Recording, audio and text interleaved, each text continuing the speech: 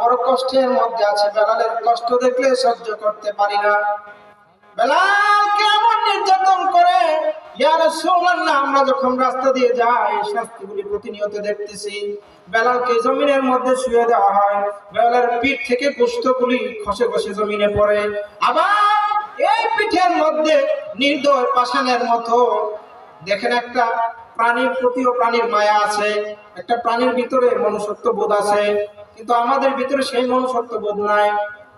আপনারা দেখবেন কুকুরের মালিক যখন পানির মধ্যে পড়ে যায়, সেই কুকুরটা তাকে উদ্ধার করার জন্য পাগল করা হয়ে যায়, হয় না? আপনাকে আল্লাহ বিবেক দিয়েছেন, বিবেক দেওয়ার পরও চিন্তা করেন না, আমি চিন্তা করি না। অথচ একটা প্রাণীর বিবেক নাই, আকল নাই, তারপরও তার ভিতরে কি দেখেন, তার ভিতরে মমত্ব বোধ কত দেখেন। কিন্তু আমরা মানুষকে খুন করে ফেলি, দিবালোকে স্পষ্ট দিনের বেলায় খুন করে ফেলি। আত্মা কাঁপে না? আল্লাহ তাআলা বলেছেন, মান কাতালা নাফসান বিগাইরি নাফসিন আও ফাসাদিন ফাকান্নামা কাতালান নাসা জামিআ। যে ব্যক্তি একজনকে বিনা অপরাধে কোনো ধরনের কারণ ছাড়া মেরে ফেললো, সে যেন গোটা জাতিকে মেরে ফেললো, সমস্ত মানুষকে মেরে ফেললো। নাউজুবিল্লাহ বলবেন না? এতদিন তো এরকমই ছিল, মানুষকে মেরে ফেলতো, এগুলো জীব জানোয়ারের মতো মেরে ফেলতো। নাউজুবিল্লাহ বলেন না? বন্ধুগণ, বেলালের উপর এত নির্যাতন আবু বকর সহ্য করতে না পেরে আল্লাহর নবীর কাছে আয়েশা বললেন, ইয়া রাসূলুল্লাহ, আপনি যদি অনুমতি দেন আমি বেলালকে সেখান থেকে উদ্ধার করতে চাই। আবু বকর রাদিয়াল্লাহু তাআলা 40,000 দিরহাম দিয়ে বেলালকে সেখান থেকে মুক্ত করলেন। উচ্চ স্বরে বলুন সুবহানাল্লাহ। বর্তমান 40 কোটির মতো হবে। দেখেন, একজন মুসলমান ভাইকে বাঁচানোর জন্য সে কত টাকা ব্যয় করে দিল? 40 কোটি। আর আমরা তো এখন 10 টাকা দিতে চাই না, কৃপণতা করি। কথা বলেন ঠিক না বেঠিক? টাকা কি থাকবে? এই যে হাদিস নোট করছি, অনেক প্রায় 40টার উপরে হাদিস নোট করছি, এগুলো বললে সারা রাত শেষ হয়ে যাবে। সময় নেই, আপনাদেরও ধৈর্য নেই, আমারও সময় নেই। ইনশাআল্লাহ বলবো সময় সুযোগ হলে। এইখানে বলা আছে, আল্লাহ নবী ডাক দিয়ে বললেন যে তুমি, আল্লাহ নবী বললেন যে তুমি, হে আসমা বিনতে আবি বকর, তুমি তোমার সম্পদ জমা রেখো না, কারণ এই সম্পদ কাজে লাগবে না। তুমি এগুলা কি করো, আল্লাহর রাস্তায় ব্যয় করে দাও। আর কিরকম ব্যয় করেছেন সালমান ফার্সি তিনি মারা যাওয়ার আগে ডাক দিলেন, খুব মনোযোগ দিয়ে শুনবেন, কথাগুলি কাজে লাগবে। সালমান ফার্সি বললেন, রে আল্লাহর নবীর সাহাবীরা, আমি তো মৃত্যুর সন্ধিক্ষণে উপস্থিত হয়ে গিয়েছি, আমার মরণ কাছে এসেছে। সাহাবীরা রে, কিন্তু আমার কাছে এখনো অনেক সম্পদ রয়ে গেছে, এইগুলি যদি আমি রেখে মারা যাই আল্লাহর দরবারে আমি কি জবাব দেব? অথচ কি ছিল? উনি বলতেছেন, সাহাবীরা বললেন, কি আছে আপনার কাছে? সালমান ফার্সি বললেন, আল্লাহ নবীর সাহাবীরা রে, আল্লাহর নবীর সাহাবীরা, আমার কাছে এখনো একটা পাগড়ি আছে, এখন একটা জুব্বা আছে, আভা আছে, এখন একটা হাতের লাঠি আছে, এখন একটা আমার খাবারের বাটি আছে, প্লেট আছে। সুবহানাল্লাহ বলবেন না? বললেন এই কয়েকটা, হ্যাঁ এগুলাই তো প্রচুর সম্পদ, এইগুলা রেখে যদি আমি মারা যাই আল্লাহর দরবারে আমি কি জবাব দেব? আল্লাহ নবী বলছেন, সম্পদ জমা করে রেখো না, সেগুলি আল্লাহর রাস্তায় দান করো। সুবহানাল্লাহ বলবেন না? আল্লাহর রাস্তায় দান করতে হবে। সালমান ফার্সি পরীক্ষার মধ্যে পাস করেছিলেন। সালমান ফার্সির জীবনে অনেক অত্যাচার এসেছে। সালমান ফার্সি হায়াত পেয়েছিলেন, অনেক মতানৈক্য আছে, তবে একটা মত আছে প্রায় 250 বছর তিনি হায়াত পেয়েছিলেন।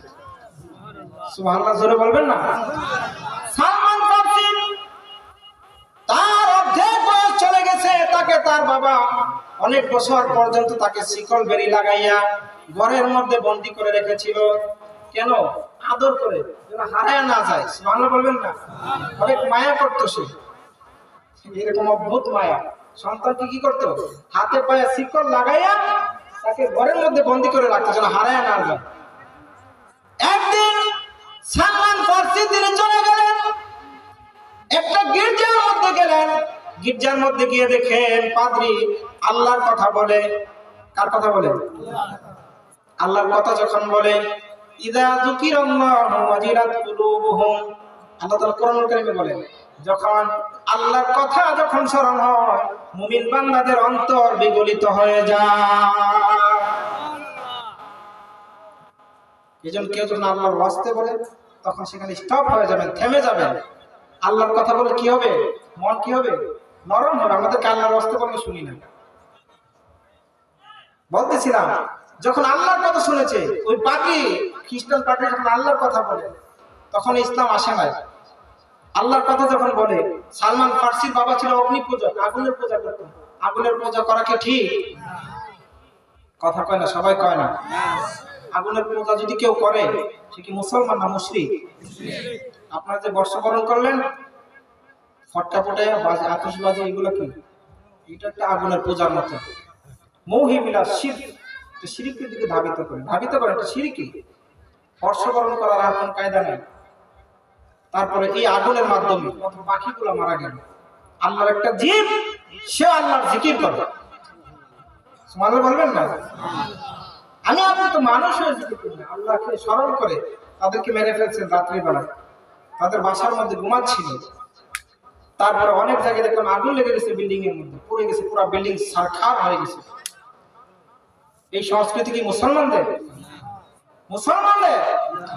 দেখেন নাই আপনার হাদিস শরীফের মধ্যে আসছে যে যখন প্রথম আজানের প্রচলন হয়, কেউ কেউ আল্লাহ নবীকে পরামর্শ দিল যে আগুন জ্বালিয়ে আমরা মানুষকে আহ্বান করব। আল্লাহ নবী বললেন এটা মূর্তি পূজারীদের সাথে এটা সাদৃশ্য হয়ে যায়, এটা করা যাবে না। কিন্তু যারা আতশবাজি করেছে আর যারা ফটকা ফুটিয়েছে এরা কি বিধর্মী ছিল না? কথা বুঝেন নাই মনে হয়? এরা কি বিধর্মীদের সন্তান? আপনি আমার সন্তান। তা আপনার আর আমার সন্তানের দেখভাল করা, তাদেরকে কন্ট্রোল করা দায়িত্ব কার? আপনার না? হাসরের ময়দানে এই সন্তান আপনাকে অপমান করে জাহান্নামে যাবে। বিশ্বাস করেন আর না করেন, হয়তো বিশ্বাস হবে না, এগুলো হেসে আপনারা ফেলে দিতে পারেন, কিন্তু কোরআন হাদিস এটাই বলে সন্তানের জন্য আপনাকে জবাব দিতে হবে। আল্লাহ নবী বলেন আলা কুল্লুকুম রাইন ওয়া কুল্লুকুম মাসউলুন আন রাইয়াতিহি। হাসরের ময়দানে তোমার অধীনস্থ প্রত্যেকের বিষয়ে তোমাকে জবাব দিতে হবে। জবাব না দেওয়া পর্যন্ত এক কদম সামনে আগানো যাবে না। সুতরাং বলেন, সন্তান যদি বিধর্মী কাজ করে, বিধর্মীদের কালচার সংস্কৃতি যদি সে গ্রহণ করে, এইগুলোর জন্য আল্লাহর দরবারে জবাব দিতে হবে কি হবে না? সবাই বলে না, হবে না? তাহলে আপনার সন্তানকে এগুলোতে দিবেন? কঠিন শাস্তি দিবেন, শাসন করতে হবে। এগুলো কোরআন হাদিসে আছে। শাসন না করলে তারা তেরা বাঁকা হয়ে যাবে। কারণ আল্লাহ নবী বলেছেন যখন আপনার ছেলে মেয়েরা 7-8 বছর হয়ে যায় তাদেরকে নামাজের তাকিদ দেন। 10 বছর হয়ে গেলে না করলে তোমরা তাকে প্রহার করো, মেরে হলেও নামাজ পড়াইতে হবে। কিন্তু আমরা অনেকে নামাজ পড়ি, সন্তানদেরকে নামাজ পড়াই না। আসেনি? আমরা নিজেরা নামাজ পড়ি, খুব নামাজ পড়ি, কিন্তু সন্তানের নামাজ পড়ে না। আটকে যাবে। আপনার দায়িত্ব হচ্ছে তাদেরকে নামাজে নিয়ে যাওয়া, জোর করে হলো নামাজে নিয়ে যাওয়া। এরপরে যদি একদম সীমা অতিক্রম করে ফেলে, আপনার কথা শুনে না, এটার জন্য আল্লাহ পাক ধরবেন। কিন্তু আপনি বলেনই না। এরকম অহরহ বাবা আছে নিজে নামাজ পড়ে সন্তানকে বলেও না। ঠিক না বেঠিক? বলতে হবে সন্তানদেরকে। আসুন মূল আলোচনায় চলে যাচ্ছি। ধৈর্য ধারণ করতে হবে। ধৈর্য ধারণ করলে ধৈর্য ধারণের ফল আল্লাহ তাআলা দিবেন। বলছিলাম সালমান ফার্সির কথা। সালমান ফার্সি তিনি যখন ওই গির্জার মধ্যে গেলেন, পাদ্রী যখন আল্লাহর কথা বললেন, তখন ওই সালমান ফার্সি বললেন, হে পাদ্রী, আমি তো আল্লাহর কথা শুনেছি, আমি ঈমান আনতে চাই। আমার বাবা মূর্তি পূজক, আমি ঈমান আনতে চাই। তখন তিনি ঈমান এনে খ্রিস্টান ধর্মে দীক্ষিত হয়ে গেলেন। কোন ধর্মে? খ্রিস্টান ধর্মে। আর আপনি বললেন, পাদ্রী রে, পাদ্রী, আমার বাবা আমাকে বহু বছর বন্দী করে রেখেছে, আমাকে দেয় নাই।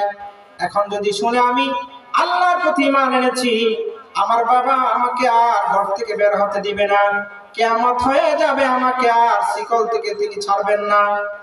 সুতরাং আমি আর আমার ঘরে যাইতে চাই না। ঘর বাড়ি ছেড়ে দিয়েছে কার জন্য? কথা বলে না, কার জন্য? আর আমরা অল্প সময়ের জন্য এখানে এসে বসতে চাই না। আজকে যে প্যান্ডেল, এটা কার জন্য? কথা বলেন না, লাভ আছে যারা এটা সাজাচ্ছে, এটা দিয়ে ব্যবসা হচ্ছে নাকি? কথা বলেন না, ব্যবসা হচ্ছে? আল্লাহর কথা বলার জন্য, মানুষকে দ্বীনের পথে নিয়ে আসার জন্য, ইসলামী আইন বাস্তবায়নের জন্য এই সমস্ত কার্যক্রম করা হচ্ছে। এগুলোর জন্য আপনার টাকা পয়সা আপনারা ব্যয় করতে না পারেন, কিন্তু এখানে আসলে আপনারা ওইটার অংশীদার হয়ে যাবে। হাসরের ময়দানে নাজাতের আপনার পরিণত হয়ে যাবে। যেরকম সুবহানাল্লাহ, নাজাতের ব্যবস্থা হবে। এই জন্য এখনো যারা আসেন নাই, আমি আপনাদেরকে বারবার অনুরোধ করছি, চলে আসে, তখন মেহমান এসে কষ্ট না পান। এখনো খালি আছে প্যান্ডেল। যাই হোক, বলতেছিলাম যে উনি ঘর বাড়ি ছেড়ে দিলেন, সব ছেড়ে দিলেন আল্লাহর জন্য। কার জন্য? আল্লাহর জন্য। যখন ছেড়ে দিলেন, ওইখানে তিনি 30 বছর কাটাইলেন। 30 বছর পরে এই পাদ্রী মারা গেল। পরে আরেকজন পাদ্রীর কাছে গেল, যাওয়ার পরে দেখি সেটা চোর। সেটা কি? চোর। মানুষগুলা যে গির্জার মধ্যে স্বর্ণ রূপা এগুলা হাতিয়ে দেয়, এগুলো সে কি করে? চুরি করে এখান থেকে। তখন সেখান থেকে চলে গেলেন। আরেকজনের কাছে যাওয়ার পরে দেখলেন তিনি অনেক বুজুর্গ। ওনার কাছে 30 বছর কাটাইলেন। আল্লাহর পথে থাকার জন্য তিনি ঘর বাড়ি ছেড়ে দিয়েছেন, সব ছেড়ে দিয়েছেন। এবার ওই পাদ্রী মারা যাওয়ার আগে বললেন, সালমান রে, তোমাকে আমি একটা পরামর্শ দিচ্ছি। তুমি তো আল্লাহর জন্য তুমি জীবনের সবকিছুই ছেড়ে দিয়েছ, ঘর ছেড়েছ, মা বাবা ছেড়ে দিয়েছ রে সালমান। তোমাকে আমি একটা পথ দিচ্ছি। এখন বর্তমানে আর কোন পাদ্রী সত্যের উপরে নাই। তোমাকে আমি বলে দেই, আখিরি নবী আরব দেশে প্রকাশিত হয়ে গেছে। তুমি যাও, ওই দেশের মধ্যে গিয়ে ইসলাম ধর্মের মধ্যে দীক্ষিত হয়ে যাও। উচ্চস্বরে বলুন সুবহানাল্লাহ। চলে গেলেন আল্লাহর সন্ধানের জন্য, আখিরি নবীর সন্ধানের জন্য। বেলাল চলতে লাগলেন। রাস্তা চলতে চলতে ইরাকের জমিনের মধ্যে আসলেন। কোথায় আসলেন? ইরাকের জমিনে যখন আসলেন, ডাকাতের কবলে পড়লেন। ডাকাতেরা তাদেরকে হাইজ্যাক করে বাজারে নিয়ে বিক্রি করে দিল। বাজারে নিয়ে বিক্রি করার জন্য যখন উঠাইছে, তখন কেউ রাজি হয় না। তখন ওনার বয়স অনেক বছর হয়ে গেছে, প্রায় 200 বছর মতো হয়ে গেছে। সুবহানাল্লাহ বলবেন না? সেখানে উঠেছে বৃদ্ধ মানুষ, তাকে কেউ নিতে চায় না। পরে হঠাৎ করে একজন এসে দাম জিজ্ঞেস করলো, এক ইহুদি। জিজ্ঞেস করার পরে বলতেছে, তার দাম আমরা নির্ধারণ করে বলবো না। কেউ জিজ্ঞেস করে না, বৃদ্ধ মানুষ। আগের দিনে তো মানুষ কেনা বেচা হইতো, কেন? নিয়ে তাদেরকে কাজ করাইতো। বৃদ্ধ মানুষকে দিয়ে তো আর কাজ করানো যাবে না, এই জন্য কেউ জিজ্ঞেস করে না। শেষ একদিন যখন জিজ্ঞেস করছে ইহুদি, বলতেছে যে 9:25 মধ্যে শেষ করে দেবেন। আচ্ছা,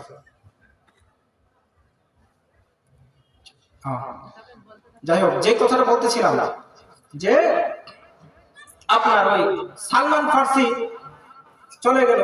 সে যখন তাকে বিক্রি করে দেয়, তখন ইহুদিকে বলতেছে যে তার দাম আমরা বলবো, তুমি যা ইচ্ছা তাই দিয়ে নিয়ে যাও। সুবহানাল্লাহ বলবেন না? যত সামান্য অল্প কিছু টাকা দিয়ে তাকে ক্রয় করে নিয়ে গেল, মদিনাতে নিয়ে গেল। আর ওই ইহুদি, ওই পাদ্রী, খ্রিস্টান পাদ্রী তাকে বলে দিয়েছে, তুমি যেই দেশে যাবা, ওই আখিরি নবীর 3টা আলামত আছে। যেই দেশে আখিরি নবী আসবেন, খেজুরের বাগান থাকবে। কিসের বাগান থাকবে? খেজুরের বাগান থাকবে। 2 নম্বর আলামত বললেন, ওই নবী সদকা গ্রহণ করবে না। কি গ্রহণ করবে না? এই জন্য নবীজি এবং নবীজির বংশধর যারা আছে, তারা কি সদকা খায় না? বলছে তিনি হাদিয়া গ্রহণ করবেন। আর 3 নম্বর যে আলামত, সেটা হচ্ছে নবীজির পিঠ মুবারকের মধ্যে নবুয়তের মোহর থাকবে। জোরে বলুন সুবহানাল্লাহ। সালমান ফার্সি যখন ইহুদি মালিক তাকে ক্রয় করে যখন মদিনায় গেল, যাওয়ার পরে চতুর্দিকে দেখে খেজুরের বাগান। সালমান ফার্সি মনে মনে তিনি খুশি হয়ে গেলেন। ভাবলেন যে আমাকে যদিও এইখানে বিক্রি করে দিয়েছে, কিন্তু আমি যেই নবীর সন্ধান করতেছি, ওই নবীর দেশ মনে হয় এই দেশ। যেরকম সুবহানাল্লাহ। এবার ইহুদি মালিক তাকে খেজুরের বাগানের মধ্যে চাকরি দিল। সেখানে সে কাজ করতে লাগলো। কাজ করতে করতে এক পর্যায়ে তিনি হঠাৎ করে গাছের উপরে উঠেছেন খেজুর পাড়ার জন্য। হঠাৎ করে গাছের নিচে দাঁড়ায় ইহুদির সেই সন্তান এবং তার একজন বন্ধু আলাপ আলোচনা করতেছে। শুনছো, মক্কায় নাকি, আমাদের মদিনায় নাকি একজন নবী আসছে, আখিরি নবী আসছে, সুবহানাল্লাহ বলবেন না? তখন সে মনে মনে খুশি হইতেছে সালমান যে আখিরি নবীকে পাইছে, যেরকম সুবহানাল্লাহ। সন্ধ্যাবেলা কাজ শেষ করার পরে সালমান মালিককে গিয়ে বললে, মালিক আমাকে একটু সুযোগ দেন, আমি একটু ঘুরে আসবো। যখন ওনাকে ছুটি দিলেন, চলে গেলেন তিনি সন্ধানে। যায়া দেখে আবু আইয়ুব আনসারীর বাড়ির মধ্যে নবীজি বসে বসে দর্শ দিচ্ছেন। সুবহানাল্লাহ বলবেন না? যা বললেন, ইয়া রাসূলুল্লাহ আপনার জন্য আমি কিছু সদকা এনেছি, খেজুর গ্রহণ করেন। বললেন, সালমান আমি নবীর সদকা গ্রহণ করি না। মনে মনে চিন্তা করলেন যে পাদ্রীর কথার সাথে তো মিলে যাচ্ছে, সুবহানাল্লাহ বলবেন না? দ্বিতীয়বার আরেকদিন এইভাবে ছুটি নিলেন। ছুটি নিয়ে যাওয়ার পর বললেন, ইয়া রাসূলুল্লাহ আপনার জন্য আমি কিছু হাদিয়া এনেছি। সুবহানাল্লাহ বলবেন না? বললেন, সালমান আমি নবী হাদিয়া গ্রহণ করি। হাদিয়া দিলেন। হাদিয়া দেওয়ার পরে গ্রহণ করলেন। আরেকদিন তিনি গিয়ে পিছনে বসছেন 3 নম্বর আলামত দেখার জন্য। যখন পিছনে গিয়ে বসছে, বসার পরে নবীজি ইচ্ছা করে পিঠের এই যে কাপড় মোবারক যখন উঠাইলেন, উঠানোর পরে সালমান দেখতেছে পিঠের মধ্যে নবীজির খতমে নবুয়তের মোহর। সুবহানাল্লাহ। তিনি সঙ্গে সঙ্গে জড়াইয়া ধরলেন। সাহাবীরা বাধা দেওয়ার চেষ্টা করলেন, কিন্তু নবীজি বললেন, বাধা দিও না।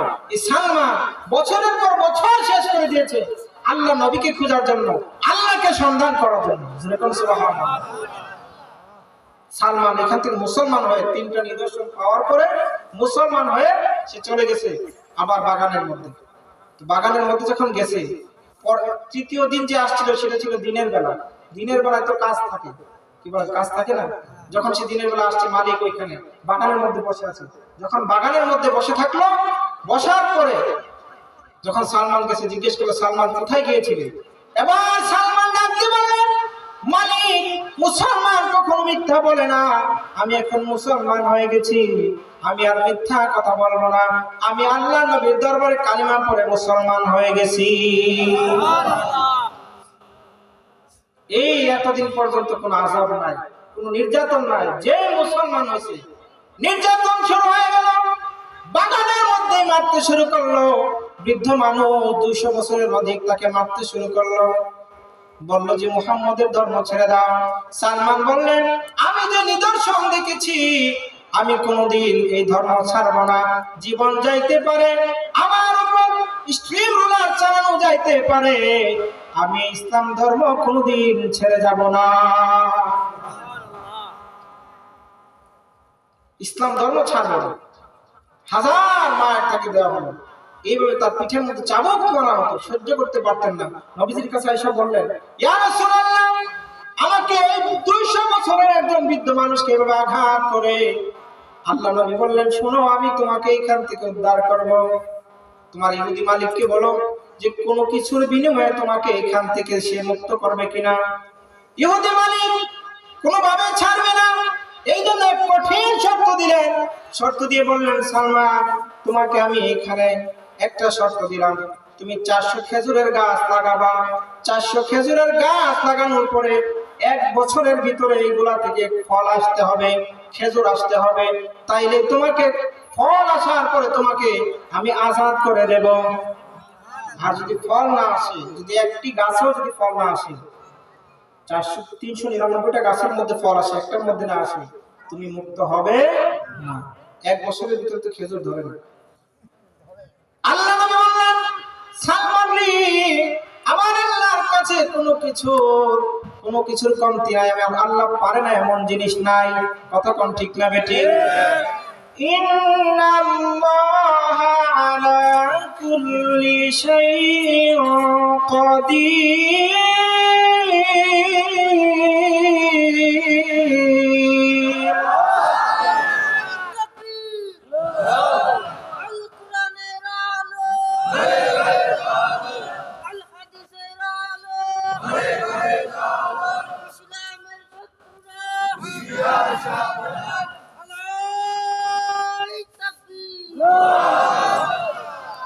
বন্ধুগণ, আল্লাহ তাআলার ক্ষমতার বাইরে কোনো কিছুই নাই। কথা বলেন ঠিক না বেঠি? আল্লাহ তাআলা মুহূর্তের ভিতরে পাল্টে দিতে পারেন, ঘুরিয়ে দিতে পারেন যে কোনো জিনিস। বলতেছেন তুমি রাজি হয়ে যাও। নবীজি বললেন তুমি রাজি হয়ে যাও, আমার আল্লাহ চাইলে অবশ্যই সম্ভব। যখন সুবহানাল্লাহ, নবীজি গিয়ে বললেন খেজুরের বিচি নিয়ে আসো, লাগানো শুরু করলেন। 399টা লাগানোর পর হযরত ওমর বলেন, ইয়া রাসূলুল্লাহ, আপনি সবগুলো লাগাইছেন, আমাকে একটা দেন। সুবহানাল্লাহ বলবেন না? হযরত ওমর যখন এটা লাগাইলেন, কিছুদিন পরে দেখা যায় হযরত ওমরের যে গাছ, সেটা আস্তে আস্তে করে মরে যাওয়ার উপক্রম হচ্ছে। সুবহানাল্লাহ বলবেন না? সালমান এসে বললেন, ইয়া রাসূলুল্লাহ, ইয়া হাবিবাল্লাহ, হযরত ওমর যে গাছ লাগিয়েছে সেটা তো মরে যাচ্ছে, অবস্থা ভালো না। আল্লাহ নবী বললেন তাড়াতাড়ি করে আরেকটি গাছ আনো। আল্লাহ নবী সেখানে লাগাই দিলেন। দেখা গেল 1 বছরের ভিতরে খেজুরের ফল উৎপাদন হয়ে গেছে। সুবহানাল্লাহ, মুক্ত হয়ে গেছে, মুক্ত করেছে, অনেক অত্যাচার করেছে। সুতরাং ইসলামের কথা বলতে গেলে অত্যাচার আসবে, কি করতে হবে? ধৈর্য ধারণ করতে হবে। কি করতে হবে? এই জন্য আল্লাহ বলছেন, ফাসবির ইন্না ওয়া'দাল্লাহ,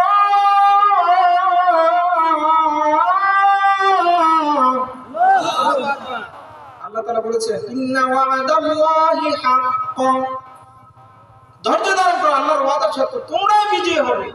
এখানে যদিও সাময়িক সময় তোমরা একটু কষ্টের মধ্যে থাকবে, মারা যাওয়ার পরে শুধু সুখ আর সুখ।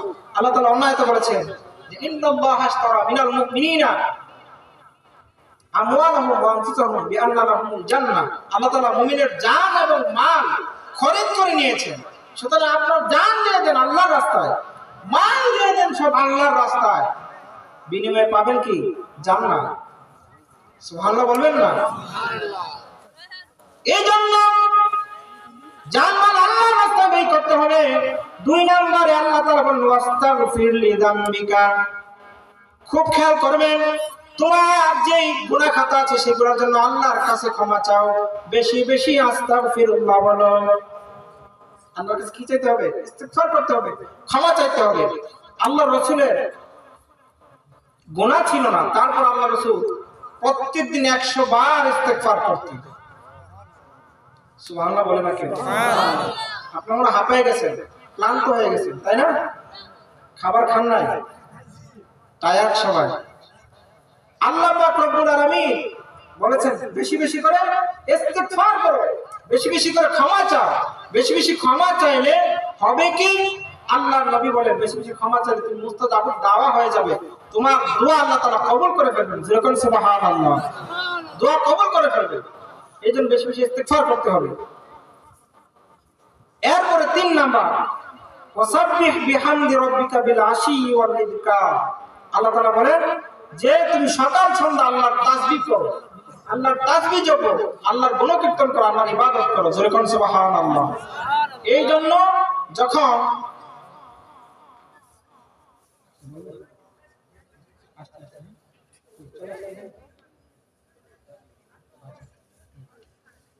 আমাদের প্রধান মেহমান এবং অতিথি তিনি চলে এসেছেন, সকল